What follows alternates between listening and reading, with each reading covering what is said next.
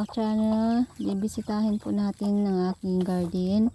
So ayan po, pasilip ko po yung garden ko at saka nilinis ko po yan tuwing umaga. So simula naman tayo ulit paglinis para medyo malapad po yung taniman natin.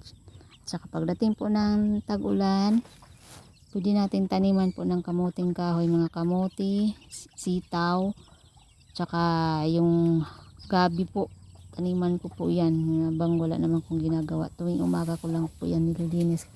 Kasi marami naman pa kong ginagawa. Medyo busy. So yan. Linis muna tayo mga ka-channel para medyo malapad po yung magawa ko po ngayon.